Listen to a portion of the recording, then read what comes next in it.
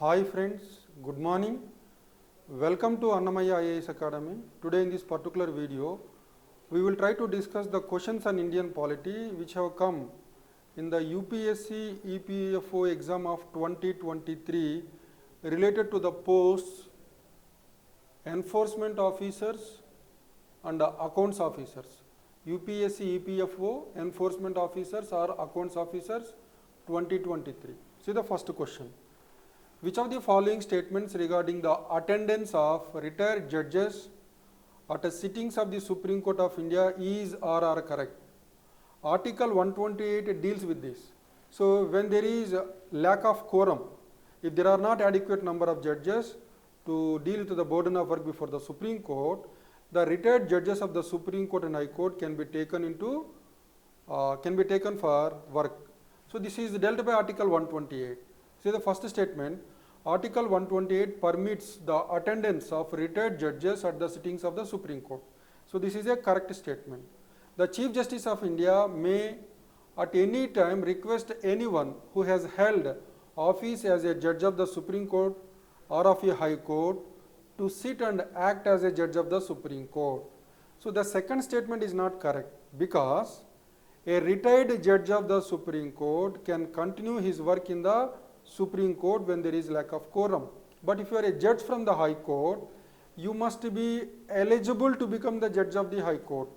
You must have the qualifications to become the judge of the High Court. All the retired High Court judges are not eligible to work for the Supreme Court post-retirement. So if you have worked as a High Court judge for at least 10 years, then only you are eligible to work for the Supreme Court post-retirement. So this is a second statement is incorrect because it says every retired High Court judge, but not every retired High Court judge. A retired High Court judge who is duly qualified to become a judge of Supreme Court is eligible. Not all High Court judges are not, retired High Court judges are not eligible. The Chief Justice of India may at any time with the previous consent of the President of India request any person who has held the office of the Chief Justice of a High Court to sit and act as a judge of the Supreme Court. Here again, every Chief Justice of the High Court is not eligible to work after retirement for the Supreme Court. So they should also be, a retired Chief Justice of the High Court should also be duly qualified to become the judge of the Supreme Court. Then only such a person can do work in the Supreme Court post-retirement. So both the second and the third statements are incorrect. The Chief Justice of India may at any time with the previous consent of the President of India request any person who has held the office of a judge of the Supreme Court to sit and act as a judge of the Supreme Court. So first and fourth statements are correct.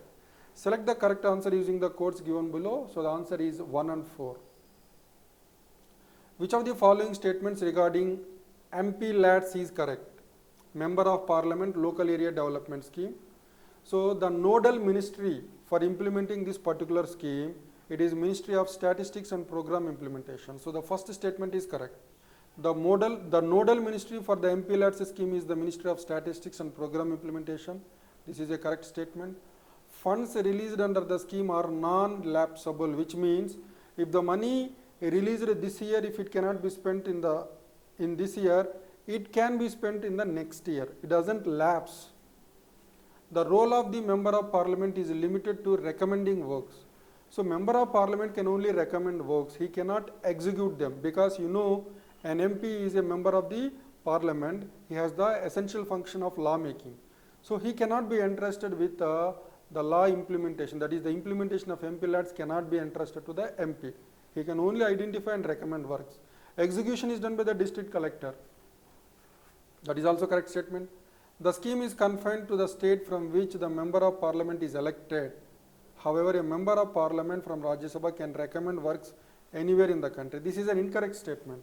An MP of Lok Sabha can recommend works in his constituency. An MP of Rajya Sabha can recommend works in the state to which he belongs to. If you are a nominated member, you can recommend works anywhere in the country. So fourth statement is incorrect. So the answer is 1, 2 and 3. Which one of the following was not recommended by Dinesh Goswami Committee of 1990? So this question we will see at the end. Which one of the following is not a constitutional body in India? So National Human Rights Commission is not a constitutional body. It is a statutory body. National Commission for Scheduled Tribes is a constitutional body, Article 338A. National Commission for Scheduled Caste, Article 338. National Commission for Backward Classes was earlier a statutory body, later it was made a constitutional body. Now it is a constitutional body. So the answer is A. What are the prerequisites for declaring any area as a scheduled area under the 5th schedule of the Constitution of India? So in the Constitution of India we had two kinds of areas under Article 244. 244.1 speaks about 5th schedule areas.